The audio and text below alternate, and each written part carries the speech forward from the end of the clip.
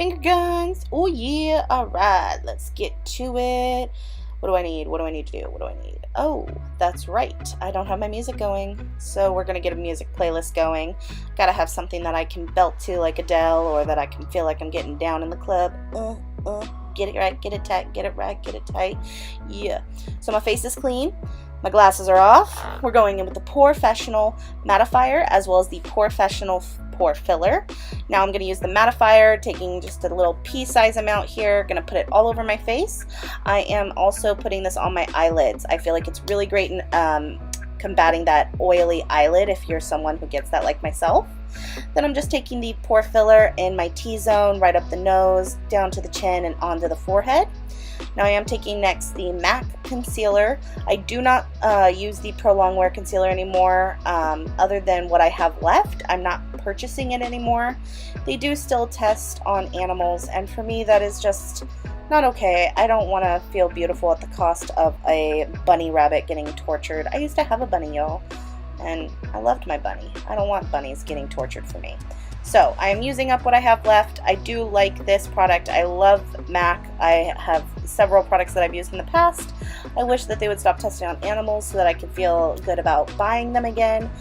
Let me know if they stop, if you find out, and I don't yet, because I would love to support them again. But until then, I'm just going to use my beauty blender, and I am going to pat it out on that eyelid there, make it nice and pressed into the eye, and make sure it's everywhere. I do even put it up onto the corners of my nose, right up there in that eyebrow area as well, as you can see. I do that so that as I'm going, the powders can really just be fluid. Now I'm going in with my Violet Voss palette, colored Basic, as you saw there. Pretty much any color that's going to be your neutral tone, that's what you want to be putting on your eyelid. If you're a darker tone and you're trying to do this, I do recommend using a 3 to 4 shade lighter concealer as your primer. That way the color pigments from the eyeshadow stand out a little bit better. Alrighty, and next we are taking that press pot. We are going to be putting it still above the crease. I'm starting at the crease itself and doing little tiny circles up towards the brow. This is going to make that darker orange kind of subtle and gradually work into that lighter orange that we already have on the lid. And then I'm literally just doing little circles until it feels well blended. So, and I do work this up through to the brow. We do want that orange to kind of follow through. You don't want it to be super dark. You don't want to be noticeable. As you can see, it's very faint. It's almost not even noticeable on the eye here, but it's going to be noticeable later. Now we're taking our flat brush, and I am going to be pressing this very bright orange from the Morphe Brights palette. Well named, considering all the colors in this palette are so bright and pigmented. But I'm taking this orange, I'm going to put it on my brush, and then I tap my brush prior to bringing it to my eye. Once it's at my eye, I'm going to keep that product below the crease. Let's say it one more time, below the crease. We're doing this because once I come back in just a moment with some other shades for the crease itself, I'm actually going to do little circles, and it's going to work its way up from that area, so don't worry. Now I'm also going to add some orange. I was feeling like the orange that I was using was bright, but it wasn't giving enough pop. Adding another color into it can sometimes give you that flare that you're not having. So I'm just taking my brush, and I'm taking a little bit of orange, a little bit of that yellow, a little bit of orange, a little bit of yellow, and then I tap my brush prior to bringing it to my eyelid.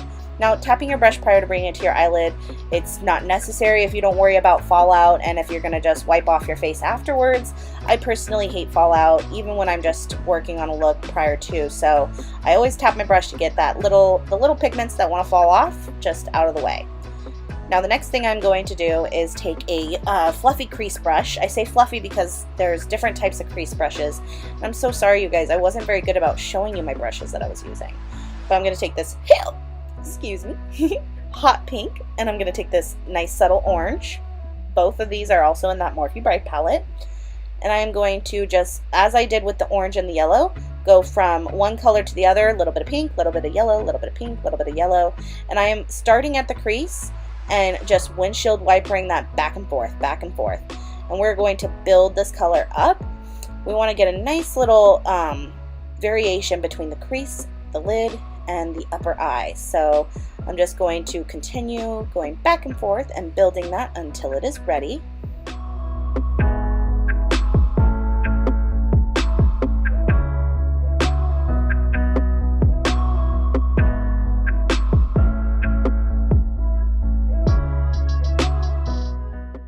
And I'm just going to take that yellow, now that I have a pinky tint on my upper lid, and I'm going to go over it. This is creating such a subtle blendable color here. I really love the transitioning that's happening.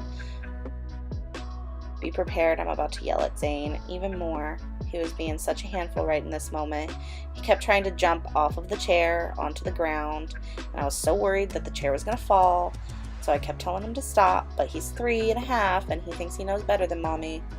So now we're gonna go in with that pink, and we are going to put it onto the lid. I do tap my brush prior to putting it onto the lid. This is very important at this particular moment.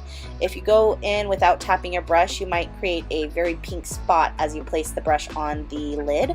So make sure you tap it out a little bit beforehand so it's a nice subtle transition, and it just makes that orange even brighter. I love doing this where you add a brighter color on top of the color you want. It just gives it that pizzazz that you're really looking for.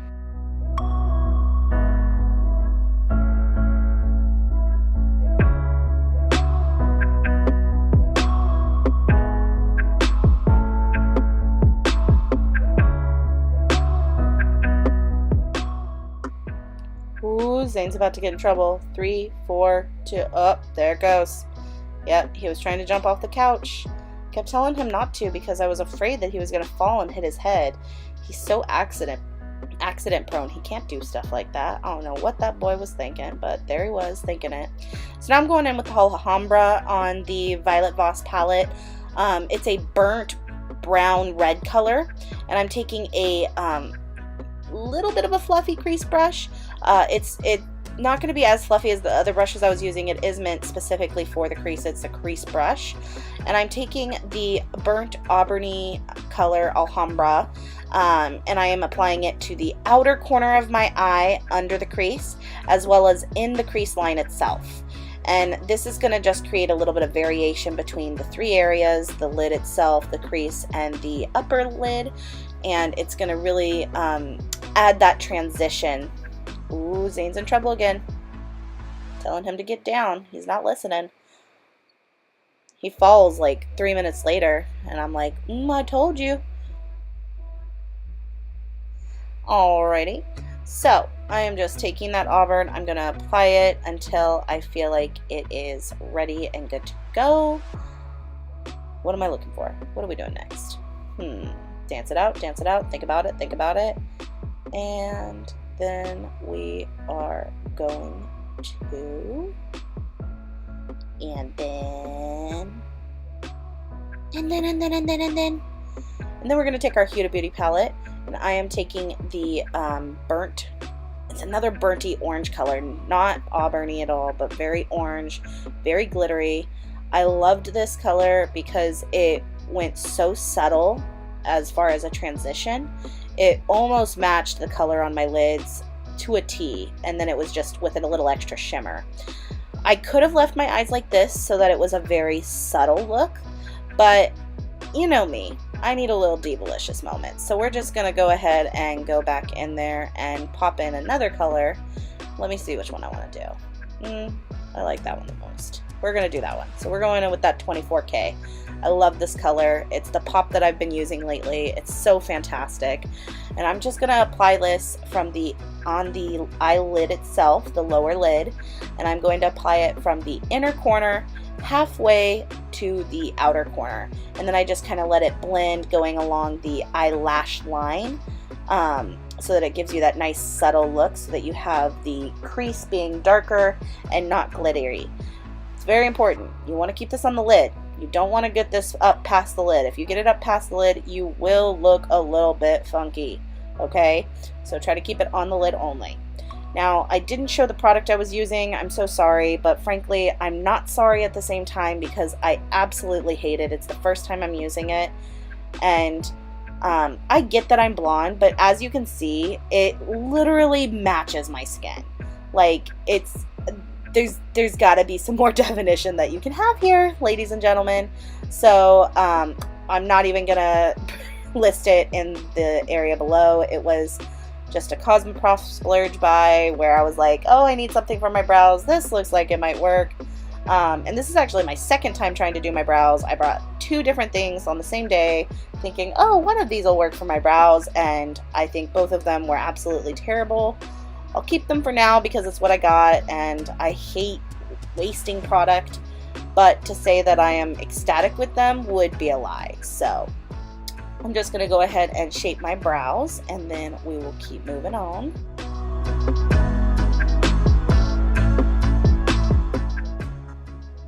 Now, if you're someone who has issues with brows, you can see how unhappy I am with the product. I hated it. So if you're someone who has difficulty shaping your brows, the easiest tip that I can give is go in and first with a color that's lighter than the color you want your brows to be by like a shade or 2. Go in and get all of the hairs themselves covered, especially if you're someone like me who has thin brows where you can see the skin through the brows. This is my first step, because then I see, okay, here's where my hairs are, here's where my natural brow is, and then I can go in with that lighter color, or in this case I had to go in with the darker color at this point because the lighter color just wouldn't show up on my skin. So I was going in with the darker color, and that's when I actually add the shape around what hairs I have. And I was happy with this shape I ended up getting. I could have had it more dramatic if I was using a better product. Definitely won't try to skimp on the Anastasia next time. Anastasia is the best. I love her brow products the most so far. So definitely gonna have to get one of those inevitably. Can't wait for it. Just gonna try and get that crease. It's not working. I really want that arch, but it's just not showing up because I don't have hairs in that spot very well. So I ended up saying, okay, here's the brows. That's what we're doing. Hated that product. Almost threw it to the side.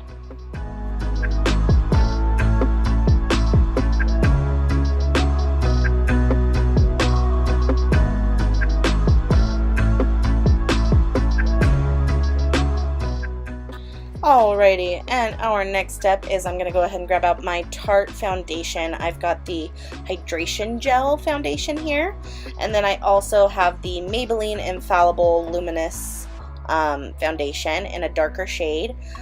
Basically it's summer and I'm trying to make my winter shade work for me because I'm not quite dark enough for last year's summer shade. Apparently I had more sun last year. So I'm taking some dots of my Hydration Gel foundation from Tarte, and I'm just applying those everywhere, including down the neck. That's a very important part, ladies and gentlemen. Your neck is a part of your face in this instance, so make sure you blend it down. Now I'm taking that darker shade from the Maybelline Infallible, and I am just applying that in between the other dots. Now, I'm so sorry, you guys. The light was more on my face. As you can see, my natural face is slightly lighter. My face is slightly lighter than my body, but it's going to look even more so in just a moment. I did not realize that the way I had my lighting was giving me a shadow on my shoulders. So I'm really sorry. It made my face look very much so like it's the wrong shade. In person, it looked much more seamless, although it was still a little light in my personal opinion. So if you're trying to mix your lighter and your darker shades, this is one of the ways I do it. If I'm in a rush, this is how I do it, but if I'm not in a rush, I'll actually mix the 2 colors on my hand, on the back of my hand, and that way I can make sure that they're perfect to my skin tone before I apply them. That's my personal preference when doing this, but for today I was in a rush, and when I'm in a rush, this is my go-to way. And if you feel like you're a little light when you do it this way, I have a tanner mineral powder that I use to set my makeup that actually makes me look perfect here. So once I add that colored mineral powder on, the color of my skin in person really matched very well to the rest of my body. So just make sure you have your parents right. It's all about, you know, trying new things and seeing what works for you. So gonna blend it down, and down to the neck. Yes, yes, yes, yes, yes, yes, yes. Our neck is part of our face when it comes to makeup. If you leave your makeup stopping at your chin or at your jawline, you're going to have a line. So please don't do that. Don't do that. So for the neck, I am a lot less gentle. I don't pat, I just rub it in because I just want to get it down so that it's making it more fluid. Now I'm going in with my Shape Tape concealer. I'm so sad it's running out. This is my favorite concealer. I'm going to go ahead and do some contouring here. So I like to put the highlight right below, right on the jaw, but not below the jaw. Depending on your jawline, you're going to want this in a different spot. So for me, this is how I like it because I feel like it accentuates my face without accentuating my double chin. Because, you know, I'm a plus size girl and I'm all about trying to hide the doubly of the double chin.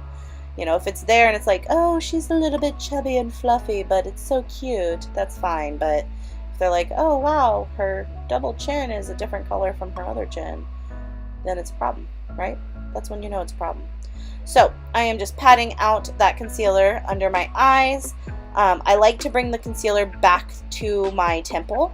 I feel like it makes you more streamlined. It's a very beautiful touch. I will go in with my contour stick also and add some darkness back in that spot though. So just gonna finish patting in all of this concealer and then we will move on to the contour stick.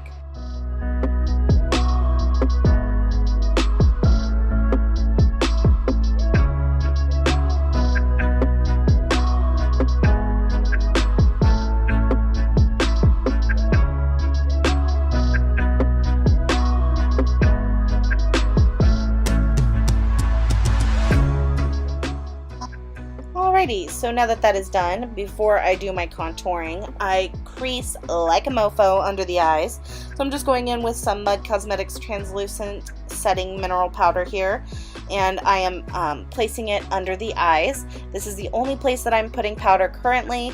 I'm only doing it here because I wrinkle so quickly and so much under my eye that literally in the amount of time it takes for me to contour, this area will be a wreck. So I go ahead and bake right under the eyes. As that's baking, let's go ahead and get into that contour.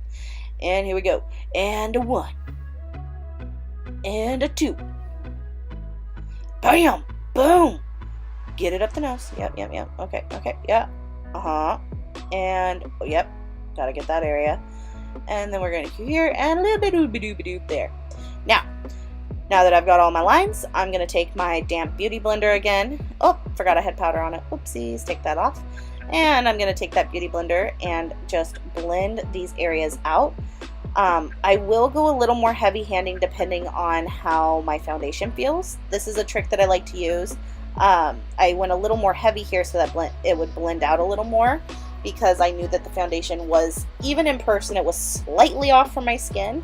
So by adding this depth of color back in, when in person at the very end, even though the camera itself was making my face have a white cast, in person my skin tone matched my body so well. And this is one of my favorite tricks for doing that, is I'll just add that color back in with a little bit of my contour. So I'm just taking my beauty blender up the nose, dragging it up and down with the tiny point there. Perfect. Love that nose. Oop, let's get it a little bit darker. There we go. Yep, yep, perfect. And we're going to just blend out there. Blend it and all out. Blend, blend, blend.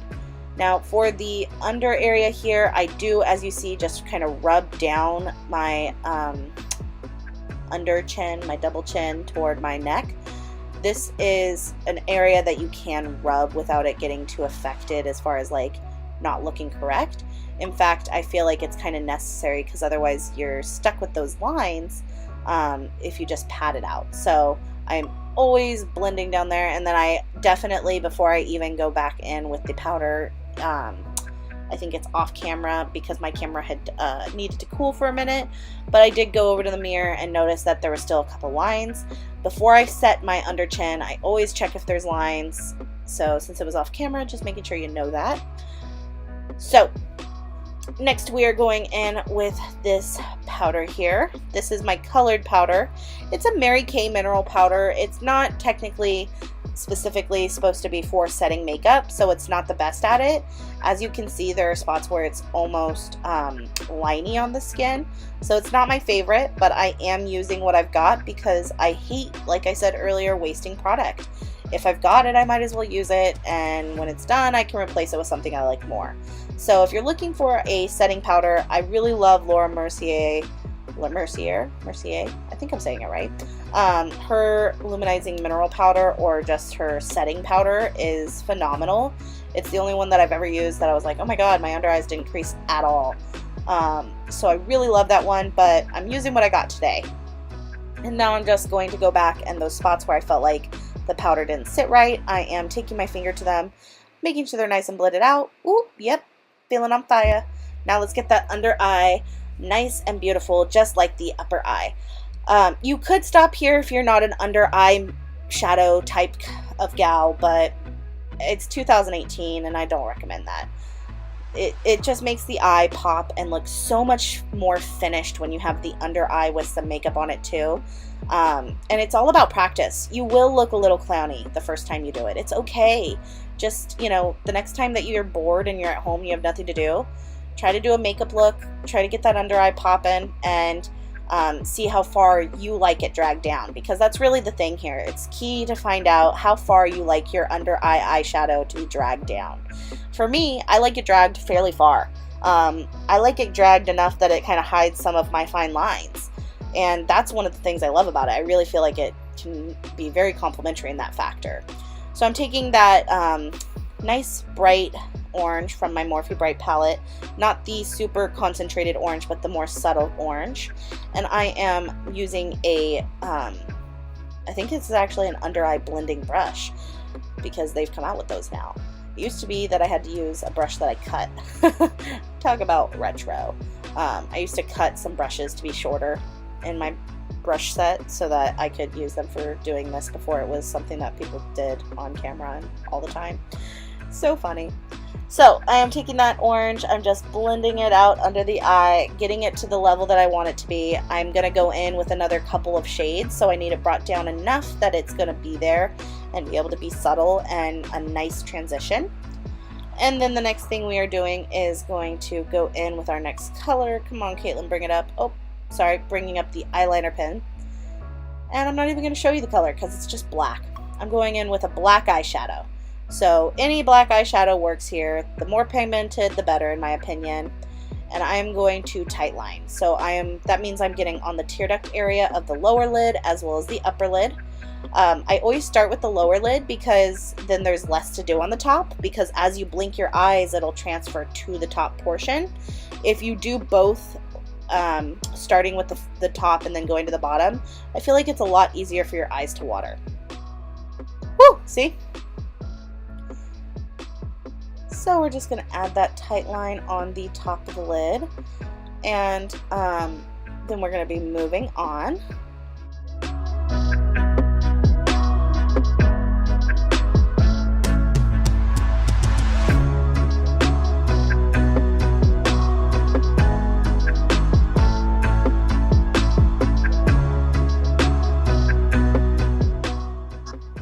Alrighty, you guys, now I'm so sorry, I did have to end the camera.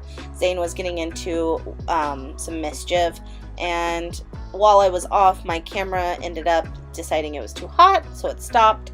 So I finished the tight lining of the black, and then I used that same brush and just blended the black a little bit into the orange. So I'm just going to go back in with that light color orange, and now I'm going to work it under the darker blend so that we still have a little bit of that light color and a nice transition, so that it doesn't look like it's going from dark to skin tone. We want to have a nice little orange to just make it subtle. As you can tell, it just gives it that little finesse.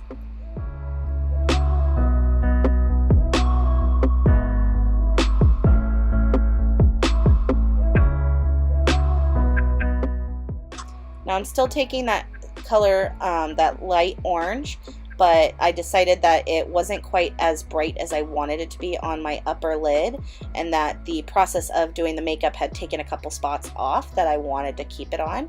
So I was just going back with a nice fluffy brush to add that subtle transition back. And the next thing I'm doing is taking my big fluffy face brush here, and I am going to take my blush. I'm taking this orangey color here. I am taking the literal smallest amount that you could possibly have of this color. We're talking small. There's barely any of it on my brush because it's just so pigmented. As you can see, it already transitioned a nice subtle color, but whoo, I mean tapping my brush to the blush. Brush and blush, they rhyme. No, they don't, but they're very similar. Anyway, so moving on to the next step. Alright, so time to highlight. I'm actually going to use this brush for a hot second, then switch to another one because I felt like this one was too precisioned. I'm not someone who wants an exact line of where the highlighter is. I want it to blend and be subtle. So I'm going to go ahead and use my fluffy brush that I changed to, highlight everywhere, and then I'm going to use that initial brush to go back and get a little extra glitter in just a couple spots.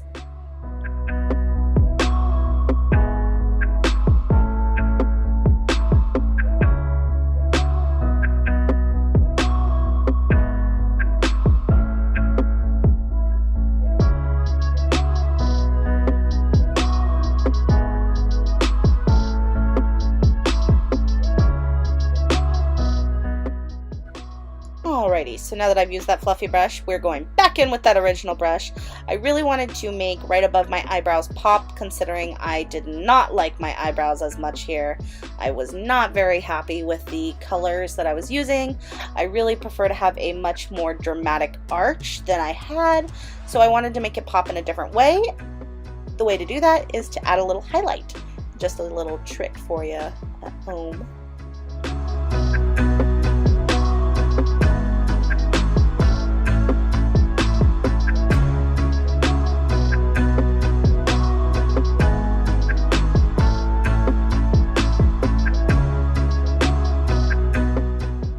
And time for the lips. Now, Tarte lip paints are literally my favorite.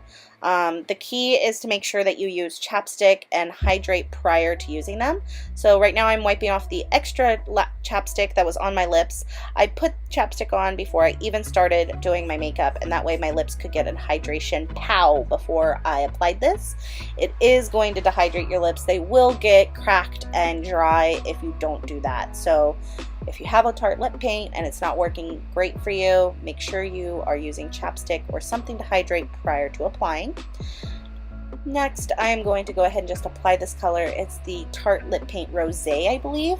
Honestly, that's a guess because I use it so much that the name has actually rubbed off. So I'm fairly positive it was called Rosé.